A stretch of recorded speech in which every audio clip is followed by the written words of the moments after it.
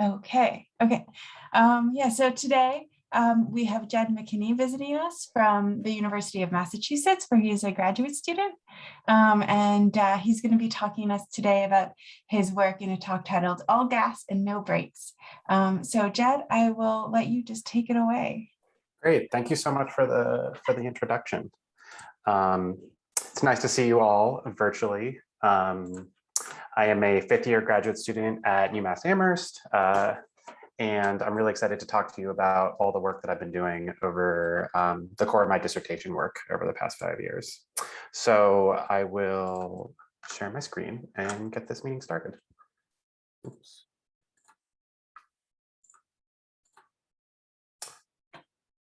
I think that was the wrong screen.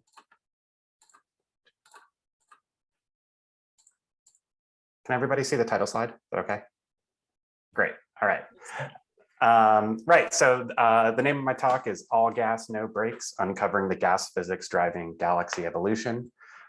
So as you can maybe tell from that title, I'm very interested in the properties of gas and dust in star forming regions and in galaxies, and how that facilitates star formation and the star formation history of the universe in general. So over the course of this talk, I'll touch on some key observables of gas and dust diagnostics, particularly at IR wavelengths that we have a good understanding of from local observations of the Milky Way. I'll discuss some of those diagnostics extended to nearby dusty galaxies in the low redshift 0 universe, and how we can use those to understand observations of high redshift galaxies at about Redshift II. And I'll conclude the talk dipping into some simulation work that I've done to help extend some of the analysis I do on star forming galaxies to those that also host active galactic nuclei. And of course, none of this work would be possible without the help of my advisors and mentors along the way, in particular, Alexandra Pope, my thesis advisor at UMass, Lee Armis here at IPAC and Caltech. I was a visiting graduate fellow through the IPAC program that started right at the start of the pandemic. Also, the whole goals team in general. I see many of you on this call, so hello. And Chris Hayward at the Flatiron CCA, and many more. So diving right in, there we go. I like to start all of my talks with this iconic image of the Hubble Deep Field taken about 25 years ago, which really, revealed very old star-forming galaxies in the distant past in exquisite detail. And this is a really timely day to revisit pictures like this, of course, with James Webb arriving at L2. So, looking forward, we can hope for many more beautiful deep field images of galaxies out to early times. And of course, this and work done with the Canada-France Hawaii telescope really pioneered observations of high redshift star formation at rest frame optical and UV wavelengths. But 3 years later, this image was taken, again, of the Hubble Ultra Deep Field at 850 microns, showing near equal amounts of star formation that's obscured by dust and thus re-radiated at far infrared wavelengths. Right, and so from these two observations, we have this sort of paradigm in the study of galaxies over cosmic time, and that is the rise and fall of the star formation rate density. So that being the amount of stars formed per year in some representative volume of the universe. And what I'm showing in these two panels from Maddow and Dickinson 2014 is the dust-corrected star formation rate density from UV observations on the left and those from IR observations on the right, both of which tell the story of a rapid ramp up in the star formation activity in the universe, followed by a decline after the peak, the so-called cosmic noon, between redshifts of about 1 to 3. And this is like a real central story to the history of star formation in the universe, and one that we would like to explain with our understandings of how galaxies grow and stars form within them over cosmic time. So a central question that I'm interested in answering is is how do galaxies form their stars over cosmic time? And moreover, why do these high redshift galaxies in the past around cosmic dune have higher star formation rates? We know that gas, the fuel for future generations of stars, that the accretion rate of that gas from the intergalactic medium onto galaxies peaked right before or at the same time as cosmic noon. This is well studied from cosmological simulations. And this could perhaps explain the accumulation of dense molecular gas as galaxies feed off of the gas in the surrounding medium. This is one possible way that sustained star formation can happen in galaxies, particularly at early times when galaxies were processing much of their gas reservoirs into stars. But another idea, and one that's needs a lot more work to explore, is this idea of a redshift-dependent star formation efficiency. So the star formation efficiency really is an empirical quantity, which is like the measured star formation rate of a galaxy divided by its available gas reservoir for future star formation. This is the inverse of the depletion time scale, if you're more familiar with that quantity. And this figure on the right that I'm showing is the evolution in the star formation efficiency relative to its value at redshift 0 out to about redshift 3. And I've compiled a few examples of evolutionary trends from the literature from these various papers in the caption. And based on different methods for measuring the gas reservoir in galaxies, different programs find different results. And all in all, the star formation efficiency could be very important to the evolution of galaxies, or perhaps not. And this is a really fundamental statement about how star formation is playing out at early times, because if there's no redshift evolution in the star formation efficiency, then basically the high star formation rates in the past and the history of star formation in general is powered by the availability of gas as galaxies consume and accrete gas from the intergalactic medium. A corollary to that is that you would expect the mode of star formation to be similar as a function of redshift, and that galaxies in the past are perhaps just a more scaled up version of the star formation that we can find today. So the opposite scenario, and one that's favored by some of these studies, but not others, is that the evolution in the star formation efficiency plays a key role in enabling the high star formation rates around cosmic noon. So that is to say that in order to explain the peak, you need some evolution in how efficient galaxies are in converting some parcel of gas into stars. And this is something that I'm personally very interested. Again, this central question being, do galaxies form their stars the same over cosmic time? And a really great place to ask this question and test how galaxies are forming their stars are dust obscured galaxies. So this figure on the right from Jorge Zavala's work in 2018 shows the star formation rate density as seen from UV wavelengths in blue and IR observations in orange.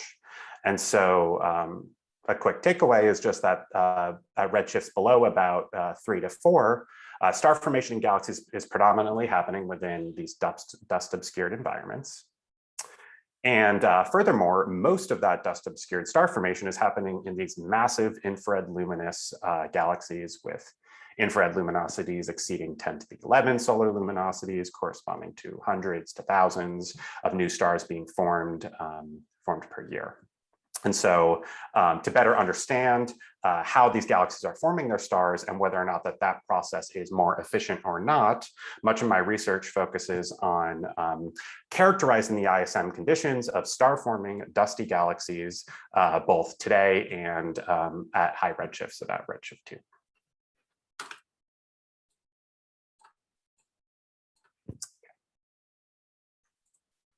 So galaxy evolution, in particular, the secular processing of gas into stars and the growth of central supermassive black holes, is this really complicated process that covers a large dynamic range of physics. So we know that galaxies, that gas cools from the intergalactic medium, accreting onto galaxies. That gas then forms stars.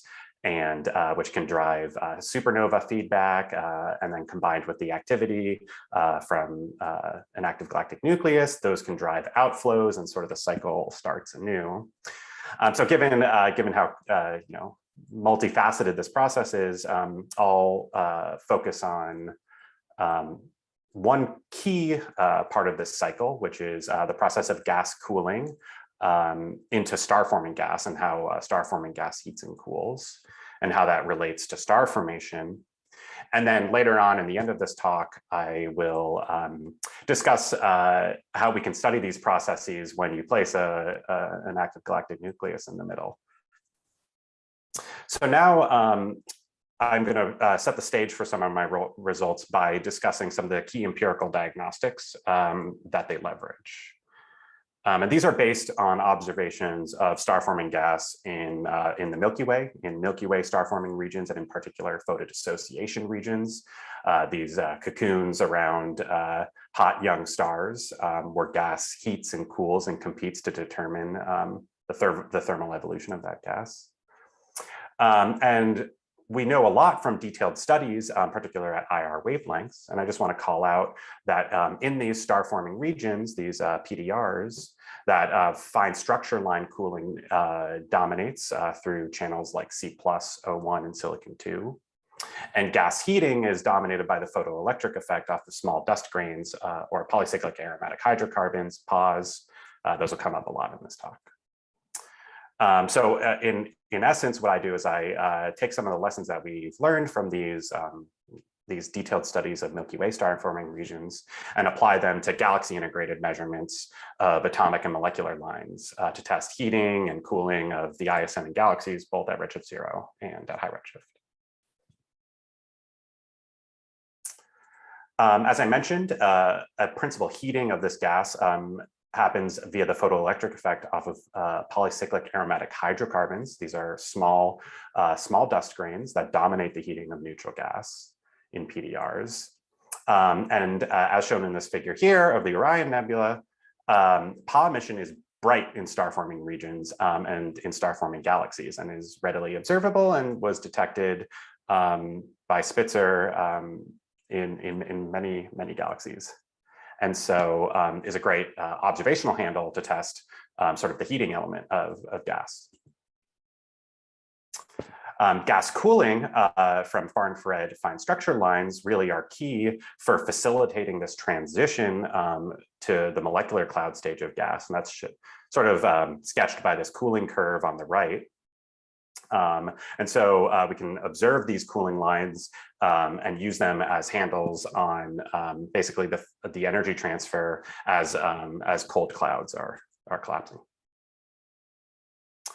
So in particular, we can observe lines like C+ and O1, 157 microns and 63 microns respectively in these bright photodissociation regions and infer the underlying gas physics.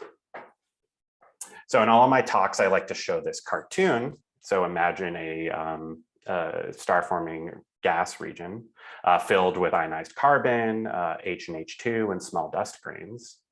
And as hot young stars heat the dust, and these PAHs, they then heat the H and H2 via the photoelectric effect, as I just described, which then goes and collisionally excites these far infrared lines like C+. And what I hope to communicate in this cartoon is that the excitation of these far infrared lines are intimately linked to the photoelectric effect from PA grains. And indeed, we can go ahead and measure these. So when PAHs release a photoelectron, they also have vibrational signatures corresponding to emission lines in the mid-infrared. The infrared spectrograph on Spitzer was great at measuring, particularly in dusty galaxies. And facilities like Herschel and ALMA could measure these far infrared lines at longer wavelengths to then bring in the cooling element. And so my work combines these to make statements about the heating and cooling in gas in star-forming regions and galaxies. So to start diving into some of my results, about a few years ago, I began the visiting graduate fellowship program with Lee Armis here at Caltech at IPAC. And the objective of the study going in was to combine measures of heating and cooling using the aforementioned empirical diagnostics in nearby dusty star-forming galaxies. And GOLS is a really, the Great Observatory AllSkyHistria Survey is a really great place to do this.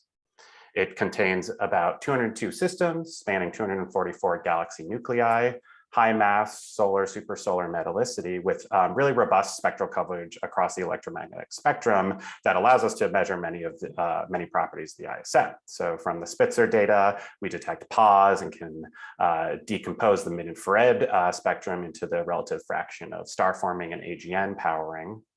And then the Herschel data, of course, brings in a bunch of these great far-infrared cooling lines. And this figure on the right just shows a galaxy in GOLS with the various apertures used to measure some of these diagnostics overlaid.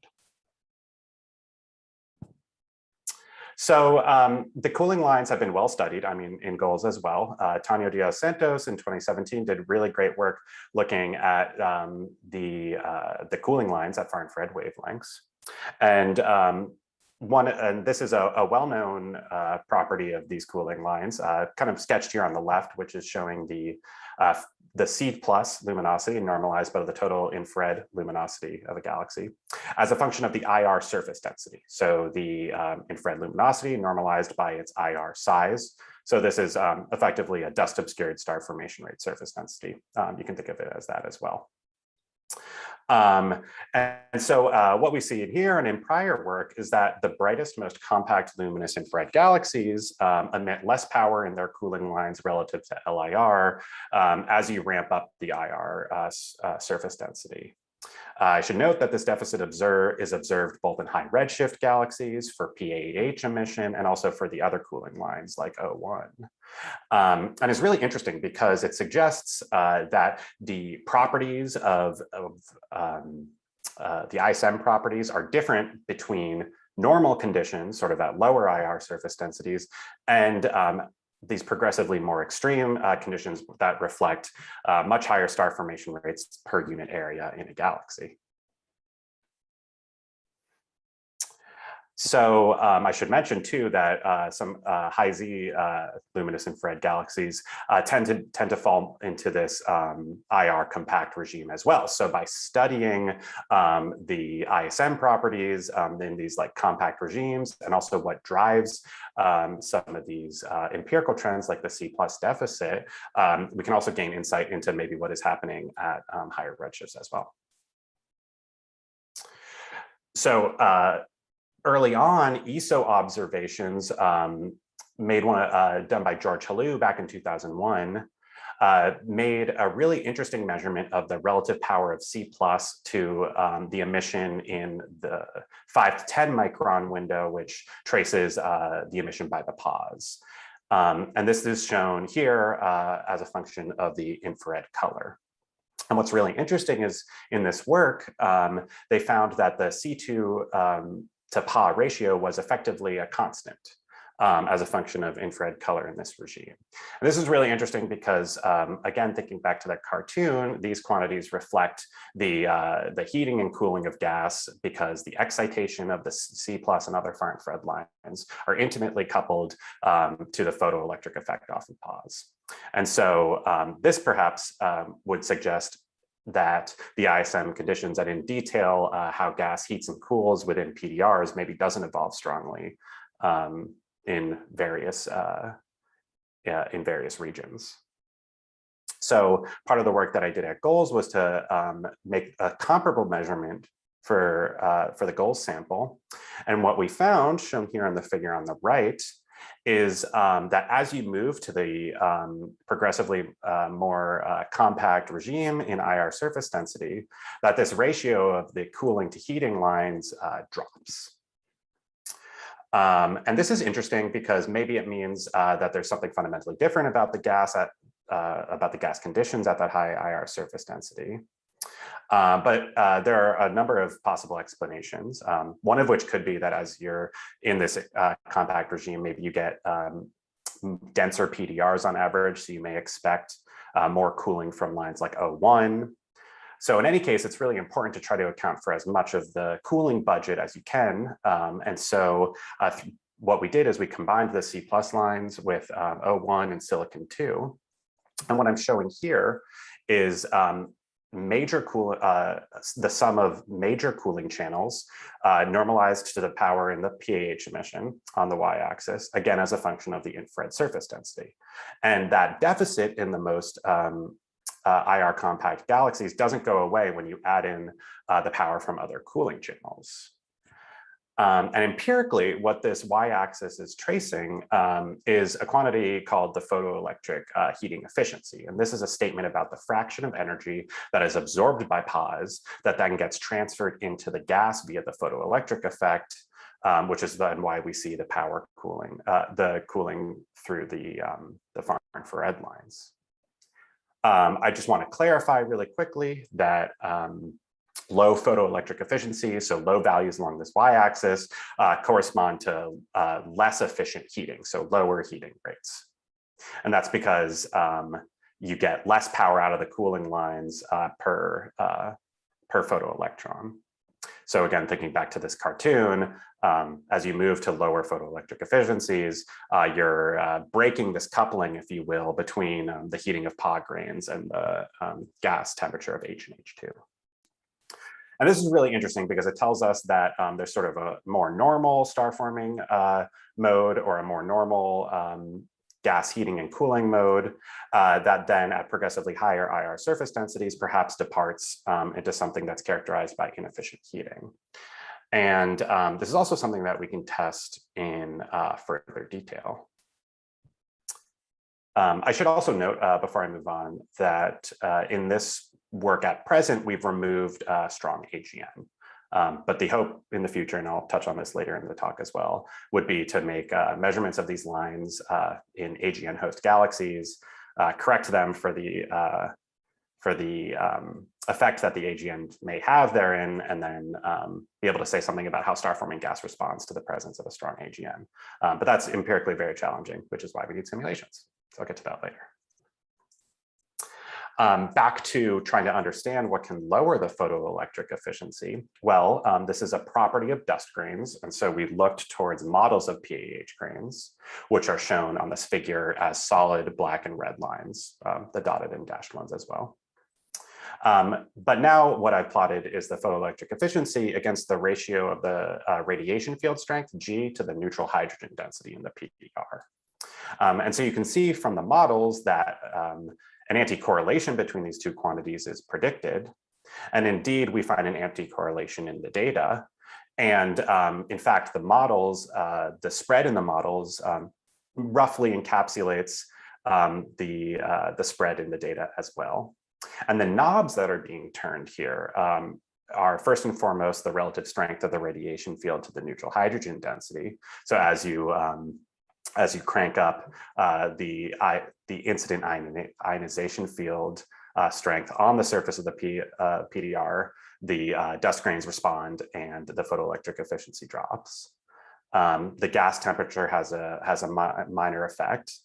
But one of the most important quantities is actually the size of PAH grains. And that's the difference between these red and black models, the black models being those that are weighted towards larger PAH grains, having lower photoelectric efficiencies. And that makes intuitive sense because if you think of a dust grain and a photoelectron escaping from it, if that grain is larger, then that photoelectron sees a larger Coulomb barrier and so has less energy left over after escaping to share with gas and heat it up. So this is quite interesting. It tells us that the cooling to heating ratios, this heating efficiency that we're measuring in dusty star forming galaxies, at low redshift are kind of consistent with what we'd expect if the grains are playing a really important role in heating the gas.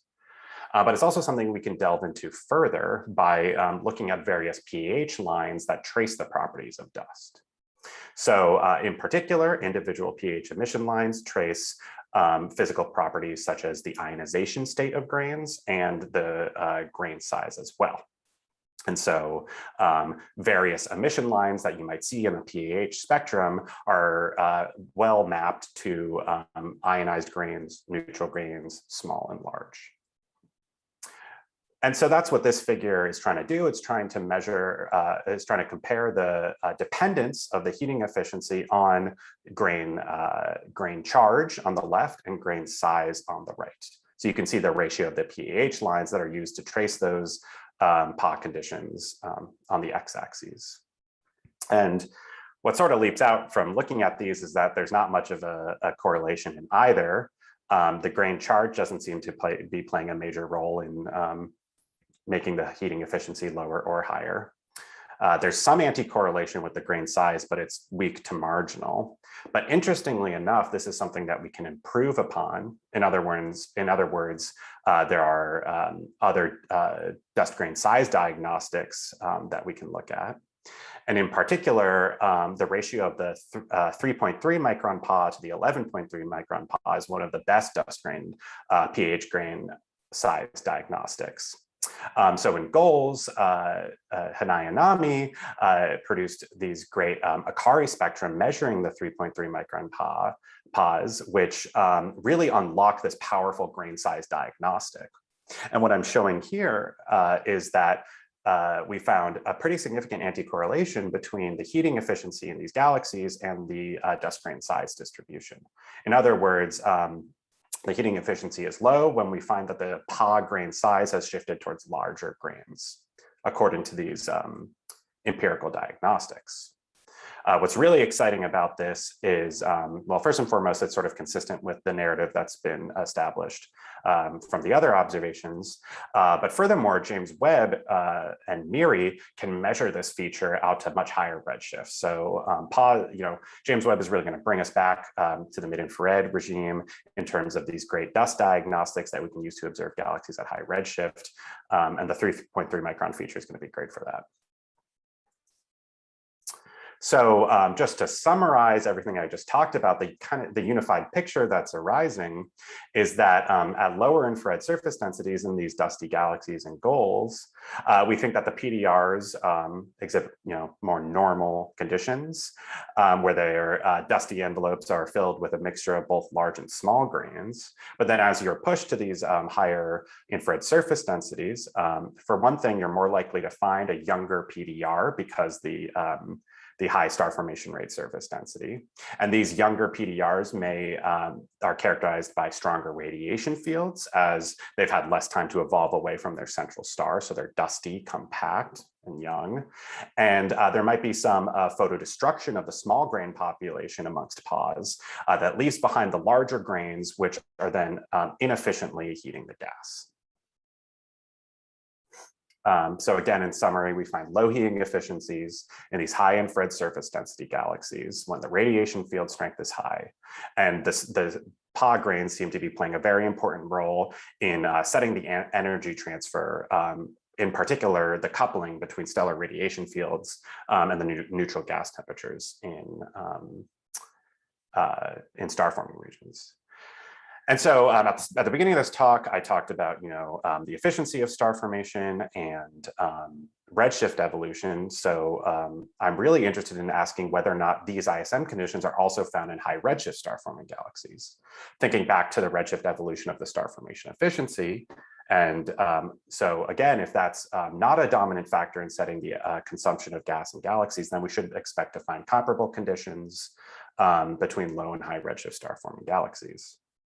I should note, though, that there's a lot of work done measuring the star formation rate surface densities of galaxies and amongst the dustier population, which again play a really important role in the overall star formation rate density at high redshift, that the overall star formation rate density of galaxies are very high. And so some of these effects that we find only in the more extreme redshift 0 galaxies that are very compact may be more commonplace in the earlier universe. There have been many high redshift observations of a bunch of the empirical diagnostics that I've discussed so far, in particular the PAH lines shown here on the left from Alex Pope's work in 2013. And also from far infrared wavelengths, the C+ line really is a workhorse, particularly for studying galaxies at redshifts greater than 3.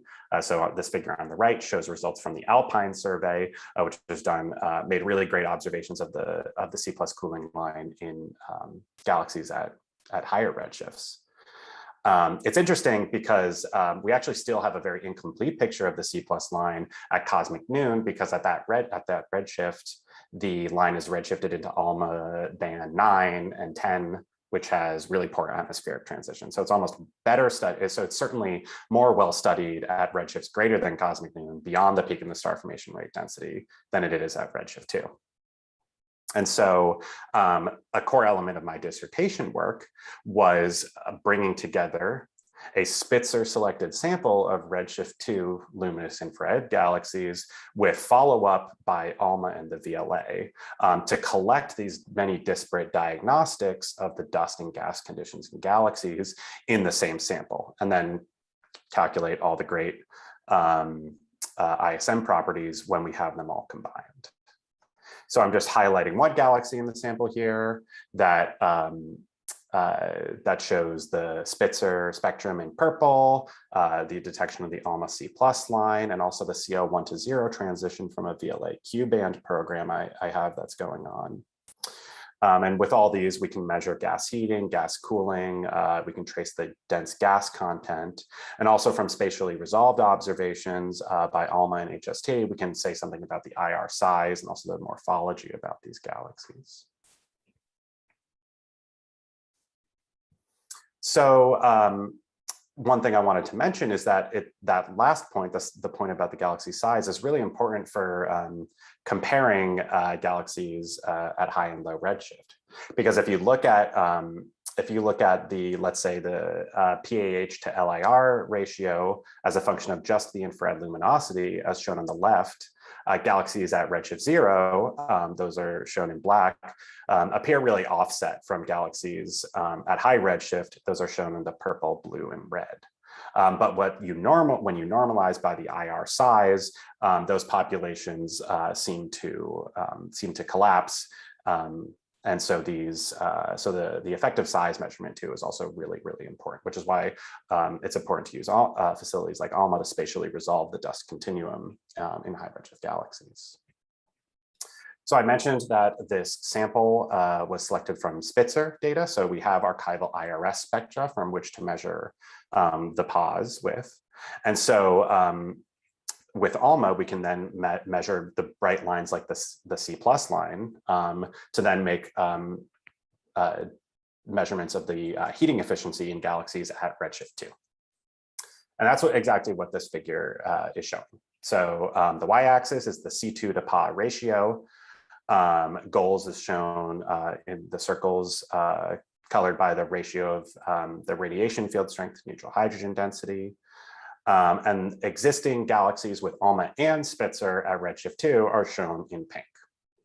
And one thing that pops up right away is the lack of high redshift galaxies that are available to make this measurement with. And again, that's because of the atmospheric transition at the redshifted C+ frequency for a galaxy at this epoch. But it's not impossible, and ALMA can certainly do it. If you pick the right redshift windows, you can actually get around some of the more challenging absorption lines. And from the observations that we have in hand, what I found basically is that amongst these compact luminous infrared galaxies at higher redshift, we're finding similar C2 over Pa or heating efficiency ratios that we find amongst the more extreme GOLS galaxies as well. And this is really interesting because, for one thing, it may suggest that variations in this heating efficiency are more commonplace at earlier times. If star formation amongst this dusty galaxy population is overall more compact and, yeah, more compact. But of course, it's something we have to explore further. And so in order to do that, I'm really excited about an ALMA Cycle 8 program I have upcoming that's going to add 13 Redshift 2 galaxies to this figure. So these were selected from archival Spitzer spectra. So we have detections of the PAH lines, and we can use those also to make sure the bandpass tuning of ALMA is tuned to the right frequency with enough certainty that will catch the line. And this will hopefully provide, the first step towards a statistical sample of the C+ line in cosmic noon galaxies with the ancillary information to calculate quantities like the heating efficiency and the IR size. Right, and this is also going to be a really great benchmark sample for comparing against galaxies at low redshift, like the GOLS sample here, and also samples like Alpine at higher redshifts to see if the C+ emission of galaxies at cosmic noon behaves similar to some of the results that both those teams have found. And this is just one way that we can go about calculating the ISM conditions over cosmic time by measuring the heating and cooling of gas from combined mid and far infrared diagnostics. And as I mentioned, I'm interested in using these to test whether or not the star formation efficiency is playing a big role in driving the evolution of the star formation rate density. And so one could imagine that if we measure quantities like the photoelectric efficiency or perhaps the radiation field strength density on average in galaxies, that we can map those out to higher redshifts and test for their evolution, which then may or may not play an important role in the peak of the star formation rate density at cosmic noon. And so this would be like an efficiency-driven star formation scenario, whereas if the ISM conditions are overall comparable to each other, then a more fuel-driven scenario is more likely. And this is a really fundamental statement about how galaxies grow their stars over cosmic time. To test ideas like the star formation efficiency and its evolution, we need future observations of dust continuum, CO lines, other dense gas tracers. To test the ISM physics, we can look at mid-infrared and far-infrared diagnostics like the ones I've talked on. But in the meantime, by combining those two, actually, so the IR dust and gas diagnostics and the dense gas tracers, we can look at whether or not the heating and cooling properties of gas are dependent or perhaps drive varying degrees of efficient star formation. And so I'll describe some preliminary results that I have from programs that are kind of still in the works that I'm using to look at whether or not the heating and cooling signatures, and in particular the inefficient gas heating that we're finding in compact dusty galaxies, enables more or less efficient star formation. And I'm doing this with CO 1-0 follow-up of galaxies with Spitzer and ALMA data at Redshift II using the VLA. So those are Q-band proposals. One of the spectra I got from that program is shown here on the right. And then the other is to look at CO in GOLS and matching those to heating and cooling diagnostics. And so this is a very preliminary result. I'm just showing some of the ratio of the C2 to the 6.2 micron PAH feature on the left axis as a function of the ratio of the infrared luminosity to the CO 1-0 luminosity in GOLS from Yamashita 2017. And the one galaxy that we can make this measurement for at Redshift II is this galaxy GS-IRS 20 shown in red. So of course we would like more data there. And I think it's interesting that the high redshift galaxy falls sort of in this low heating efficiency, high star formation efficiency range. But I don't see much of an anti-correlation between these quantities amongst GOLS. That being said, the current CO 1-0 sample doesn't have full coverage of the infrared surface, the IR surface rate, surface density regime that I talked about as this critical access for understanding the star forming mode of galaxies. And so more CO observations and dense gas tracers are also needed to kind of make sure we're sampling that full regime. At least at high redshift, I mentioned this VLA program to get more CO 1-0 detections. Those are shown here on the right. We can also look at dust continuum measurements to try to get an equivalent sense for the dense gas reservoir in these galaxies. But ultimately that ALMA program that I mentioned, where we can collect C+ at cosmic noon, will be really, really important for testing some of these ideas that look at variations in the ISM physics and whether or not they're playing an important role in driving the efficiency of star formation. Okay, so up to this point, I've really only focused on star-forming galaxies, in particular ones where strong AGN have been removed. We can do that from high ionization lines or mid-infrared spectral decomposition. But we know that that when a active galactic nucleus and an accreting supermassive black hole is present, that can have a strong impact on its host galaxy. And so I'm going to pivot now in the final 8-ish minutes of my talk to discuss some results from using simulations that are really well suited to answering some of the empirical challenges that we have when studying star-forming galaxies that also host AGN.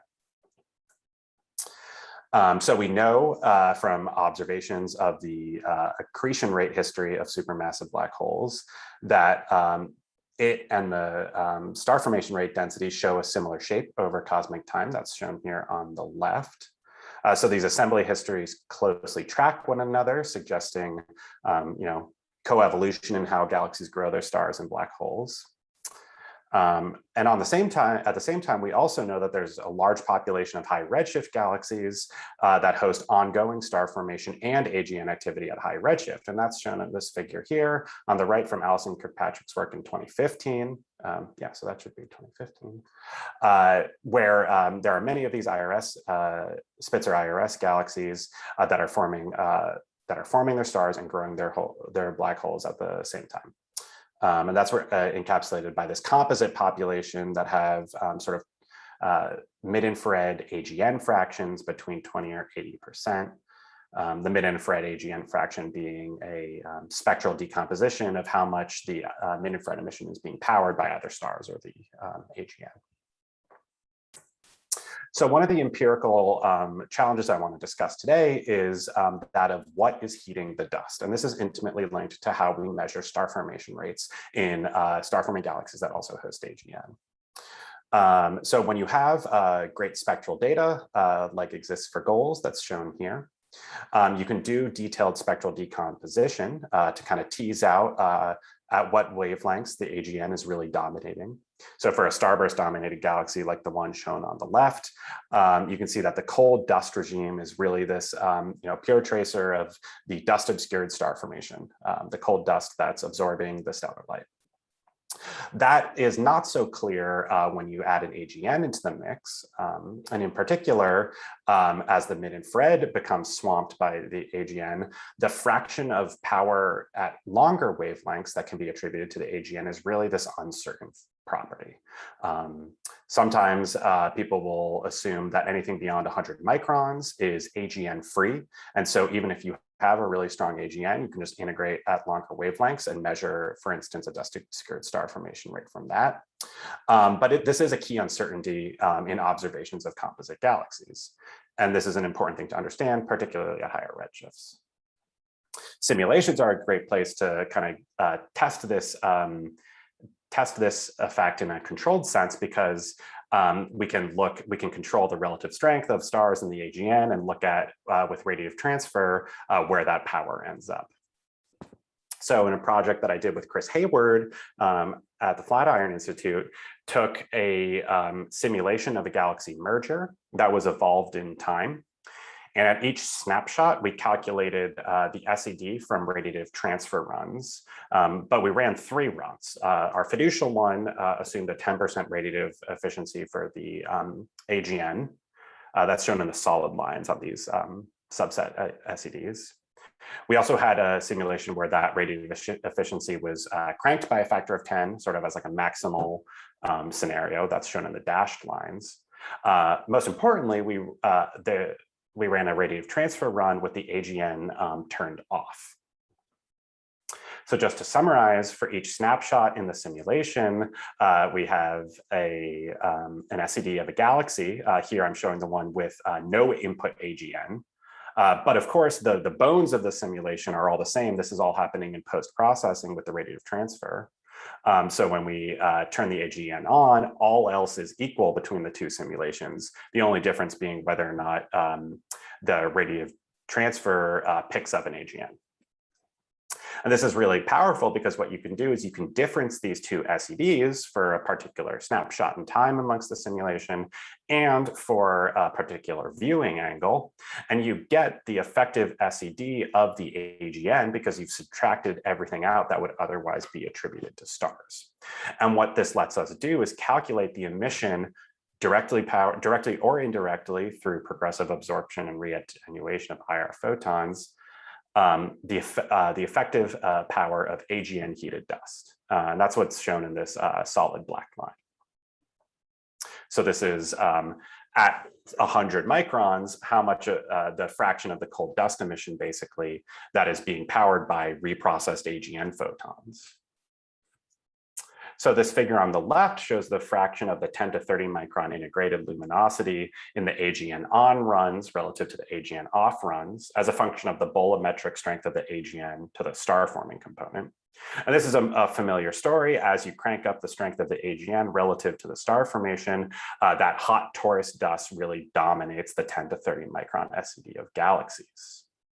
On the right, and perhaps more surprisingly, what we found is that the cold dust at rest frame wavelengths of 100 to 1,000 microns can, in cases when the AGN is stronger than the star forming component in like a bolometric sense, can contribute about 30 to 50% of the total infrared luminosity. And this is really important to consider in observations, because if you read off an infrared luminosity from a galaxy that hosts a vigorous dust obscured AGN, then that infrared luminosity that you may use to calculate a dust obscured star formation rate may be biased high because you haven't subtracted off this cold dust component that's being heated by the AGN as well. And so so as I mentioned, this is sort of a first look at using simulations to help understand the influence on cold gas and dust when you have a central supermassive black hole. But I'm really excited about this project because the next steps and where it's going are to look not only at the cold dust, but to look at the cooling and heating diagnostics that I've talked about in some of my other observations, where using the right simulation with the right radiative transfer codes, you can also calculate the fraction of, say, how much power ends up in C+ lines that comes from the AGN or not. And that's going to be really important for understanding the impact of a central supermassive black hole on star forming gas in these composite systems. So I'm approaching the end of this talk, so I'll just leave this slide up with some big takeaway conclusions that I hope you take away from this. For one thing, observations of multi-wavelength ISM diagnostics find low heating efficiencies in luminous compact star forming galaxies at low and high redshift. And this could enable more efficient star formation as well. And we really need observations of lines like the C+ line at high redshift to make statistical samples at cosmic noon, the peak of the star formation rate density, to see what's going on there. And finally, dusty AGN host star-forming galaxies may have this significant far infrared heating component that can be attributed to the AGN and not the star formation at wavelengths beyond 100 micron, which needs to be accounted for when measuring, for instance, a dust-obscured star formation rate in those systems. I'll end the talk here, and I'd be really happy to take any questions. So thanks for listening. Thank you so much, Jed, for that great talk.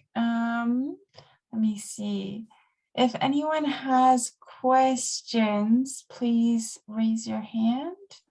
And let's see if I can see questions here. All right, go ahead, Hannah. Thanks, Jed. Very nice talk and very nice work. Hey, so I actually have a question for the first half part of your talk. So I think one important thing is this assumption there is carbon and dust coexist. But I'm just curious, carbon too, I mostly come from PDR, but they can also come from ionized regions. So how do you take into account of that? And another is, since you mentioned high redshift, I'm just wondering, redshift 5 for example, like Alpine, they are saying carbon 2 are more extended than dust emission. So how can, maybe we have some comments on that.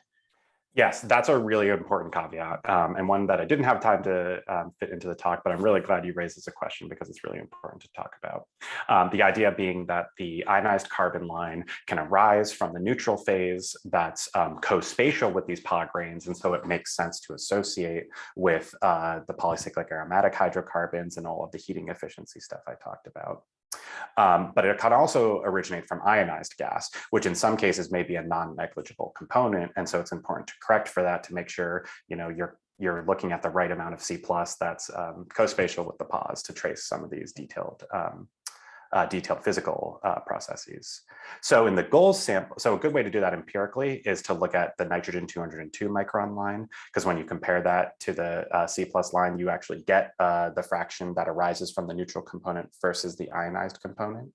And in goals, that was well done in goals. And so for all the Redshift 0 stuff, the PDR, we're looking at only the PDR component of the C+ line. And so that's why I just kind of revisited this figure.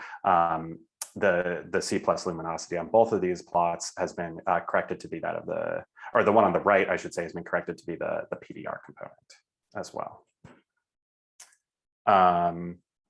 And at high redshift, particularly at Redshift 2, we can't get the 200 micron line because of where it falls in the ALMA bands, or it doesn't. And so that is a key uncertainty that we have to keep in mind. It's interesting though, so I'm skipping around my talk here. So if we were to make some correction for the C+ line, the high redshift points must go down on this plot. So they must be sort of like more unusual in terms of having lower heating efficiencies. So I agree that it's a key uncertainty. I think spatially resolved analysis, like the Alpine team has showed, will be important for seeing if there's these ionized C+ halos that we have to account for, and perhaps spatially resolving the C+ and making sure it's co-spatial with some of the dust emission going forward. So that was a long-winded answer, but I hope it. Yeah, thank you. That's very clear. Thank you very much. Nice talk. Thanks, Anai. Are there any other questions for Jed? Mia, go ahead. Hey, Jed, great talk. I wanted to ask about the second half of your talk, when the simulation work with AGN hosts. Yeah. So say I'm an observer who wants to use the far infrared to measure star formation rates, ideally without AGN contribution. I guess, what are the assumptions that go into the AGN radiative processing that you're doing in the simulation? Does that make sense? Like, what uncertainties are there in this measurement that you're finding of like 30 to 50% overestimate? I see. So are you asking about more generally, what are the uncertainties in measuring dust-obscured star formation rates in AGN host galaxies, or are you curious about the details of the simulation that led us to the 30 to 50%? Yeah, I think the details of the simulation. Yeah. So this simulation was rather simplistic. It was sort of emerging simulation with a subgrid prescription for the ISM. Basically, all we did was we calculated from the radiative transfer the IR photons as stars heated, dust in like the simulation cells. And when you turn the AGN on in those radiative transfers, the radiative transfer does progressive absorption and reattenuation. So those photons can like, heat dust and then re-emit it and heat dust and so on and so forth.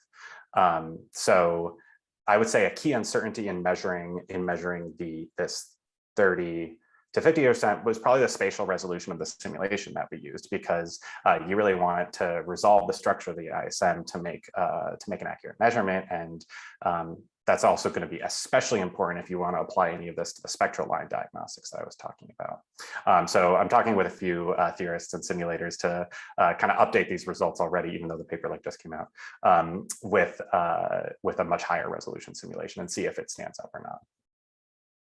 Cool, thanks. Thanks.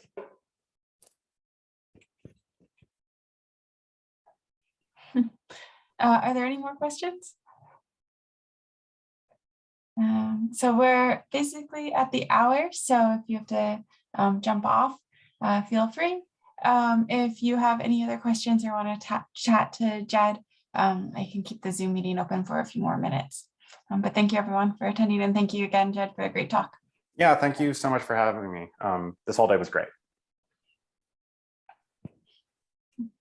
And I'm happy to stay on if people want to chat. Also happy to call it a day, whatever people want.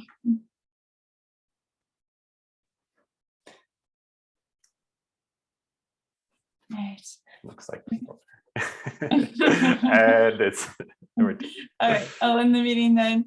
Thank you again so much for visiting us virtually, Jen. Hopefully things will open up and maybe you'll be able to come by again in person. Yeah. I don't know if this will make it into the recording, but oh, I should stop the recording and I will